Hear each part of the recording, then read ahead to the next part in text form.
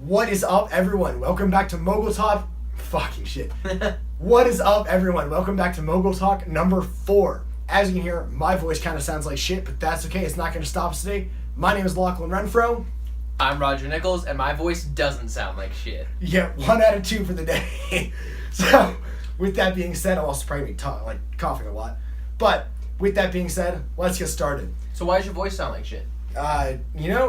Interesting story. I kind of got sick like 2 weeks ago. Sick. I want to put that in parentheses. And then I was kind of fighting it off. And then about a couple days ago, which I've actually been spending a lot more time kind of focusing on postures, specifically like thoracic extension, pushing kind of the head and neck back. And then with that, I've also been rolling out a lot of the kind of the muscle tissue within the upper chest, the shoulders, the trapezius, and within the neck itself. And so my thought process and kind of what I'm hoping on here is that me sounding like shit is because my throat and upper respiratory are kind of fucked up, because like my lymph nodes are finally, it's not all tight in there anymore. They can finally purge and release. And the reason I have this theory is because I don't feel sick in any other way. My voice sounds like shit, and I've been blowing my nose a bunch. Other than that, we're good. So that's kind of my theory there. And yeah, I don't know, we're just also went skiing today, and so cold temperatures doesn't really help that, and it was cold as fuck. So How cold was it up there? I don't even know. It just hurt. Like Yeah. The wind was like, it wasn't even probably that it was particularly windy. cold. It was just so windy at the top before you dropped underneath the cornice. It was like, dude, like there was actually one point I had to like, it was so windy I had to like put my back to the wind, anchor my skis, put my poles in the ground, and then like basically get into like a lower stance so I didn't blow over, because I almost did. Like it was, dude, it's not bright help at all. That's really cool though. That as you're like, because like your health was in tip-top shape, and then you start working on these areas where you have like lymph nodes, you like your sinuses actually pretty much like they exist in your head, but they also exist in your neck. And so releasing for it, yeah. And in meditations, I've also noticed like I'm actually able to release the muscles underneath my eyes more now, which I think again is just kind of, I use the body's going like, you know, it's finally like, it's like, okay, we finally got a release, you know. So what do you mean by now you're getting into this whole parasympathetic side of things? Really kind of came from two main sources. One was you actually had it on your power list a week or two ago. I was like, what the fuck that is? And then I might have actually seen the full-on Elliot Hulse video talking about it. And I was like, you know what? One of many. Yeah, sure. One of many. Yeah, sorry, please. But yeah, and I was kind of like, you know what? I should give that a shot and just kind of see where it goes. And especially also because on the first train video, I keep referencing this. I tweaked my left shoulder a little bit. I think it's just I didn't warm up enough on bench, but also had really shitty power cleans. So it was probably the bench though, because your right shoulder was the one that lagged. On exactly. Like unless it was supporting so much more here while I was getting this one up. I'm not sure, but in any case, so that's what I'm kind of working with, and just really trying to focus on getting the joint exactly how it needs to be. And so that kind of got me into the road of the whole parasympathetic thing. Kind of ties in nicely with the bioenergetics, and which watch the last Mogul Talk number 3 if you haven't seen that. And then yeah, just kind of trying to get it, you know, get the body back in tip-top shape, you know. Yeah, I think they work together really well, and they're almost somewhat synonymous. Like bioenergetics is quite simply just the idea that we have just as much of an energetic body as we do a physical body, and that one influences the other and vice versa. I definitely agree with that, yeah. So like your emotional state will influence your physical state, and you can change how you feel emotionally by changing your body. Tony Robbins talks about that too. He talks about like getting up and getting moving in the morning and getting grateful at the same time. Yeah. And the gratefulness is such an important thing. I cannot stress that one enough. What kind of gratitude practice do you have? So it's kind of, I mean, honestly, I'll make a full-on Zen Bar Athletics video about this later on, because it's just, I think it's something that everyone should do every single morning. It's literally 2 minutes, if that. I'll just talk about some of like the bullet points on it today, because I mean, I don't really feel like standing up and doing it right now, and plus, we don't want to worry about like what's in and out of the camera angle right now. But really, it just kind of involves basically involving some yoga stretches, basically stretching up as high as you can, really opening up your shoulders and your chest as much as you can, and kind of with your hands, same thing, and kind of various ways, kind of rolling the shoulders, rolling the neck, and then really throughout the entire process, you're focusing on what you're grateful for from, I mean, for me, from above, you know, the gifts that God gives me every single day, and then after that, I do one of what I'm grateful for that the day will give me. And specifically, it's really important. When I also do my morning prayer, one of the things I do is I promise to cherish every single gift that God gives me. Now, I want to explain this one because in one of the previous Mogul talks, talk about how the person you look up to is has no bad days and you're up here and on a pedestal. That's not true. Okay, everyone's on the same level, and I'm not trying to put myself above by saying I cherish absolutely everything. The goal though is to be grateful for everything that's given to you, because everything is done for you, not to you. So even the bad things, like today I was skiing and my boots hurt like hell, especially my right one. And I mean, it was an excruciating pain for 8 or 10 minutes probably while I was on, going down the thing and then up on the lift again. But what that led to was then me being able to actually spend some more time in the actual lodge with my dad, who I was with skiing. And so we wound up having much deeper conversations than we would have if we were just on a lift for 8 minutes. So again, you're kind of cherishing every little bit of it, because sure, it might seem like it sucks now, but be thankful for it because it'll be better for you later on. I'll get off my soapbox now, but that's the gratitude. That's awesome, dude. That's a sweet... Yeah, so to tie it into bioenergetics, this is a state of receiving. Palms up, heart out. I'm open, and I'm very You want to receive. You want to enjoy all of the blessings that are given to you. And at the same time, that's also the that chest out mentality is the same physiological action of taking on your challenges of your own life. Huh? I actually didn't know that. That's interesting. They're actually very synonymous because when you get grateful, I think the middle piece is kind of what you said, and Tony Robbins says this too. When you can really switch your pattern of belief to thinking that life happens for us rather than to us, yes, exactly, then you're eager to go about it because it's a gift, and you're grateful for it when you receive it. So it's like you're looking forward to more of it and cherishing the fact that you have it at the same time. Totally, yeah. I think it's a really important part. Now, real quick though, I do want to pivot because last Mogul Talk we talked for 20 minutes, if not more, on literally just bioenergetics. So we kind of dove into it a little bit here, but I actually want to talk about some other stuff here.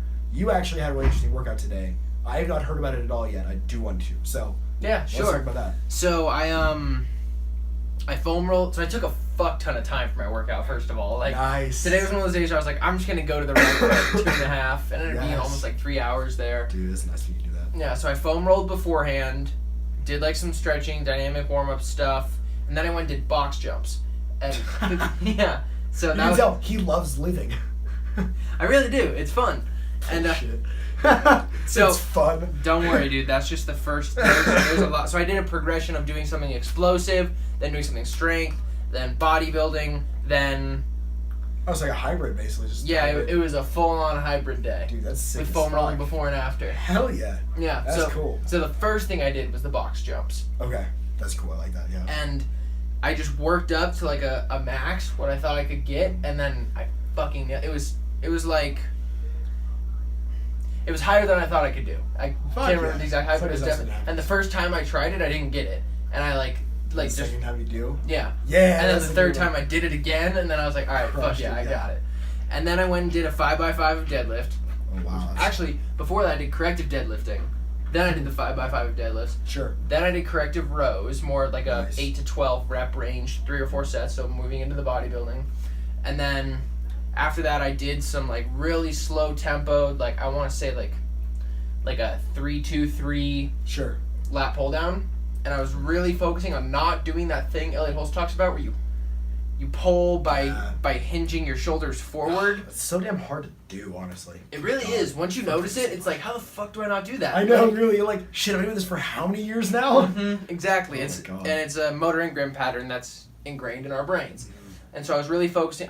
The weight was light. It was maybe 80 pounds, just enough where I could really I went with a wide grip, pulled it down to where my shoulder mobility wanted to go before I started rounding, and then I would just hold it there and really focus on retracting my shoulder blades. Nice. And then go back up, and I just repped those out.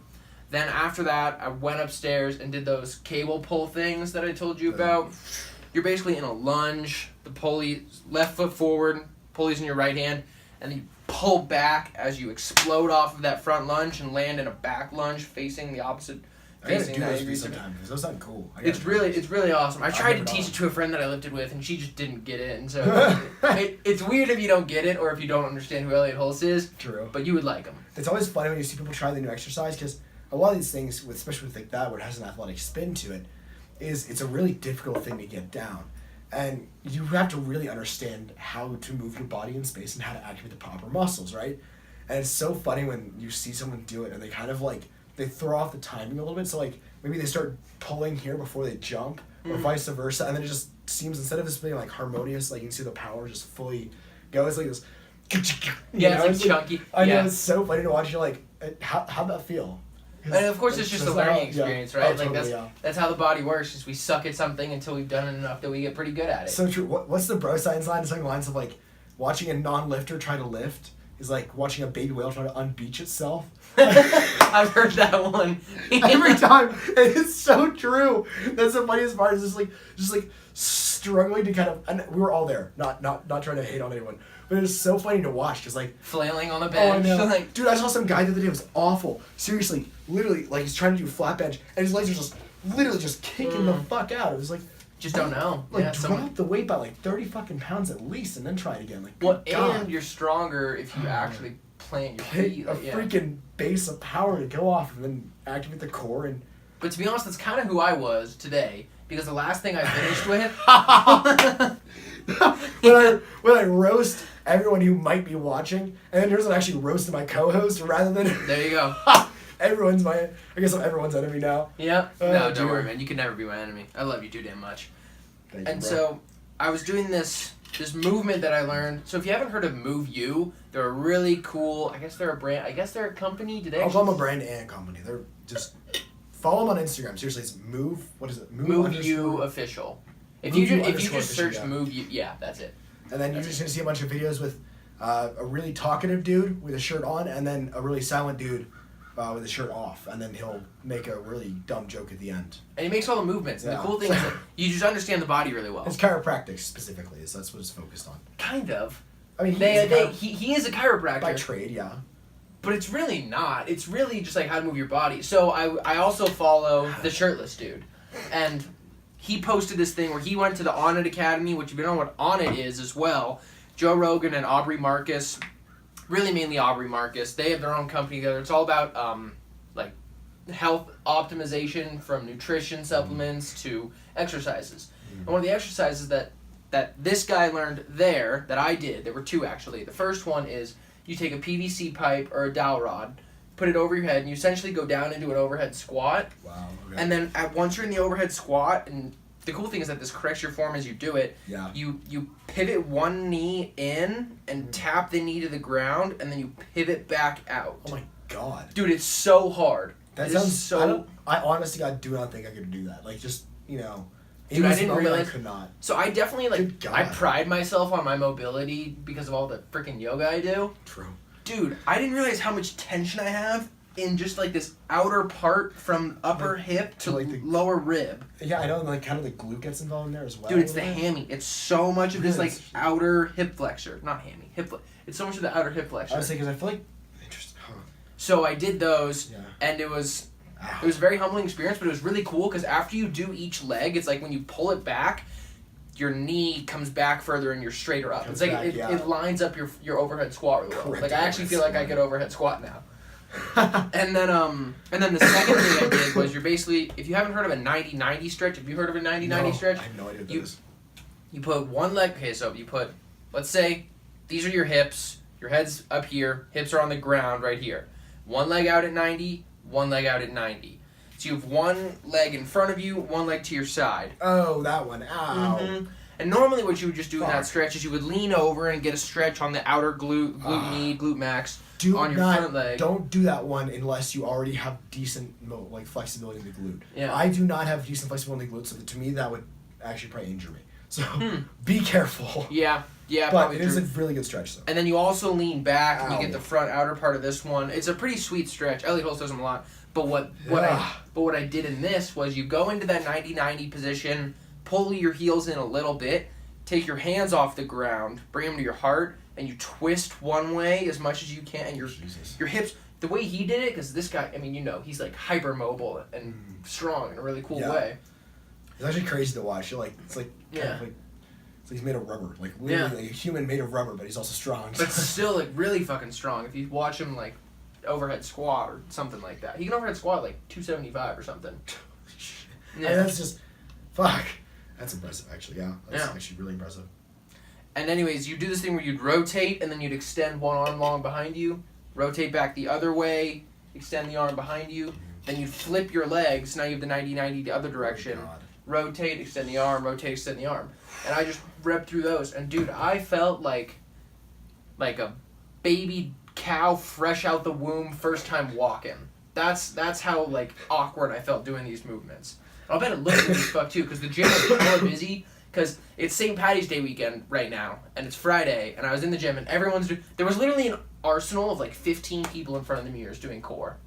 And I'm sitting there just doing like these weird ass like yogi stretches. Plus then you probably have like every guy who's like, gotta get that arm pump for the weekend. Exactly. Jeez. But that was my workout. And then I foam rolled again at the end, and then showered, and then I'm here. Oh, that is actually a hell of a workout. We probably gotta try something similar to that. I think I like the hybrid thing. I think one of my favorite aspects of that is you get to jack up the intensity. Because to me, one of my favorite things to do in a workout is really just increase the intensity as much as you can.